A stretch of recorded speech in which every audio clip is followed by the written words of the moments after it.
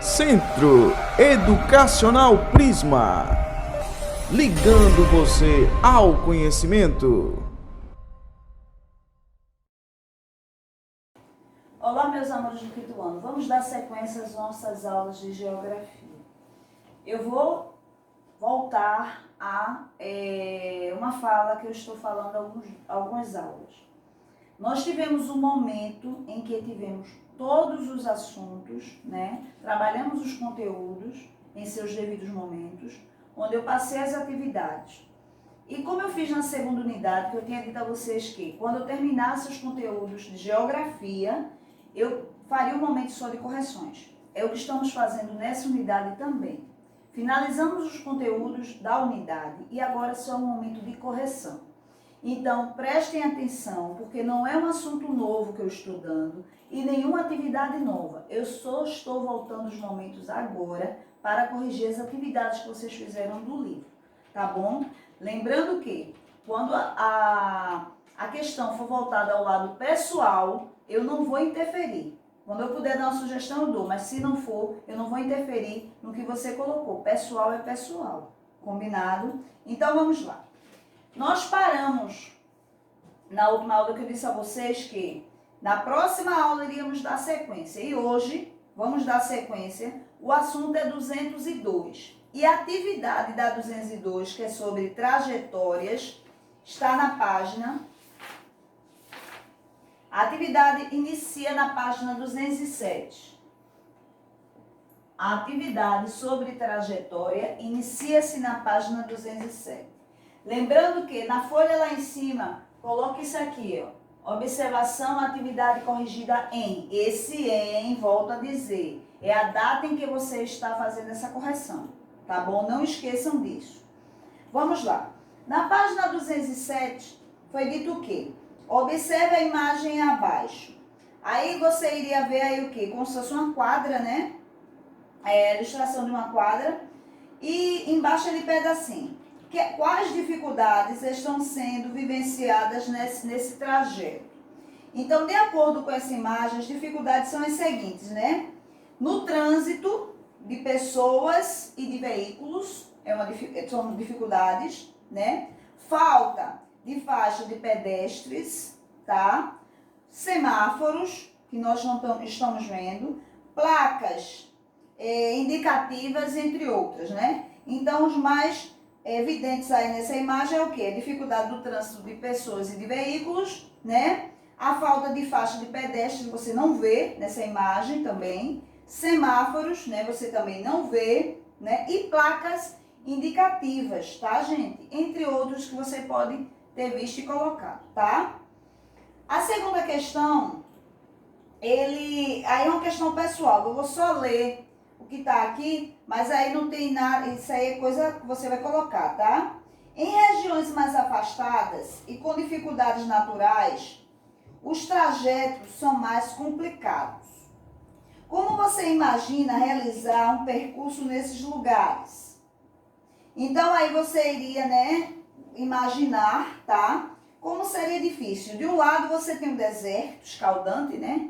Você vai ver aí que já é bem difícil. Do outro lado, você já tem um gelo excessivo, né?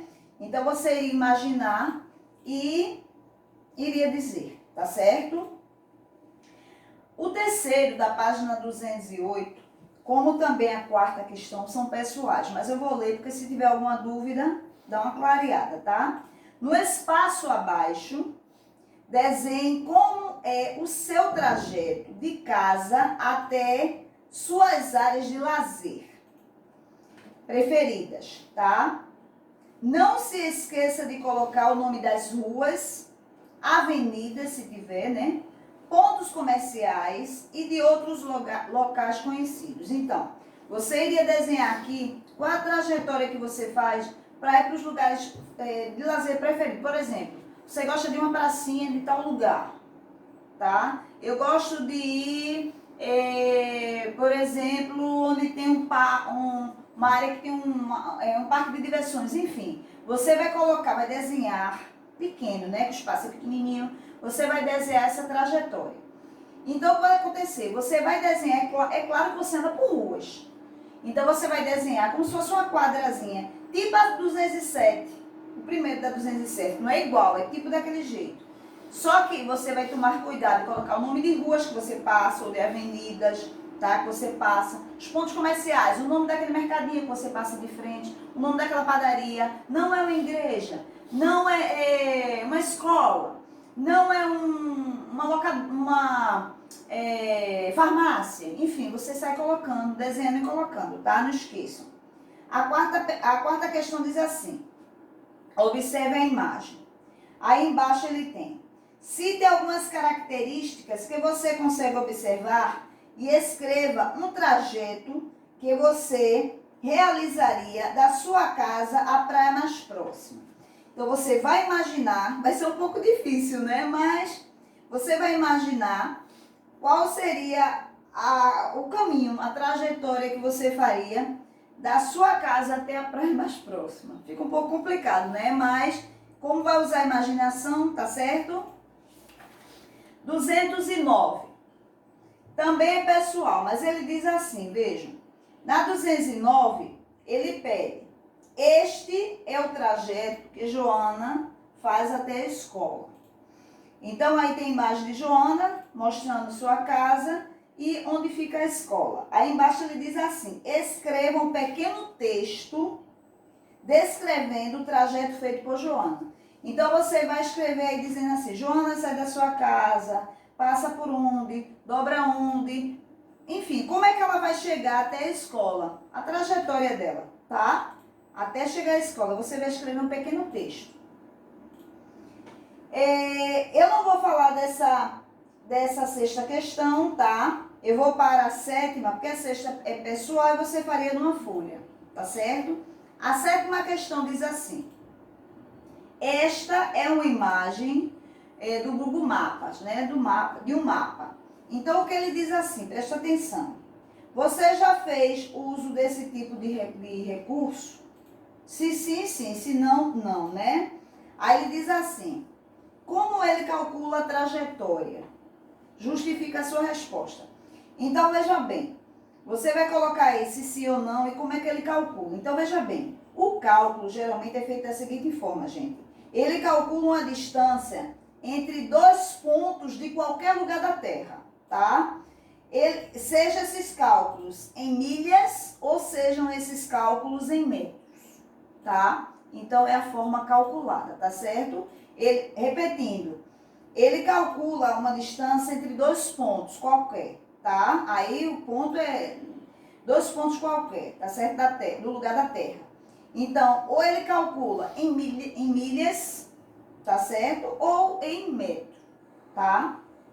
A oitava questão diz assim: com a ajuda, né, do GPS, você iria traçar rotas com auxílio do GPS, como eu acabei de falar, né, do aplicativo.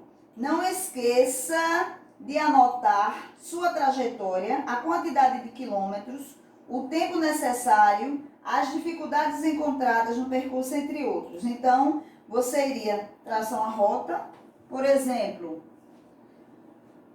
vamos supor, você imaginou da sua casa até o shopping Recife, um exemplo, estou dando um exemplo, tá? Então, essa trajetória, como seria, e o tempo, de acordo calculado com o GPS, né? Assim, a distância, né? Calcular essa distância, ele diz assim, a quantidade de quilômetros, tá, gente? Em quantos quilômetros seriam da sua casa até o shopping? Eu estou dando um exemplo, tá? Pode ser qualquer outro lugar. Então, aí você iria usar o GPS, tá? É o aplicativo do mapa, né? De mapas ou GPS, você pode escolher, tá?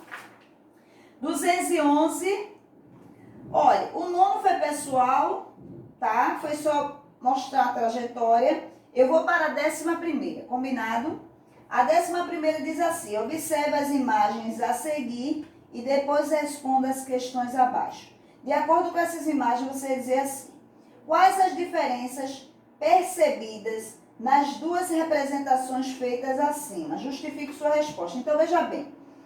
Quais são as duas diferenças perceptíveis, né? Então, a primeira imagem é uma fotografia aérea, feita de cima, né? E a segunda é uma imagem de satélites. Então, a primeira é uma fotografia aérea e a outra é feita por satélites.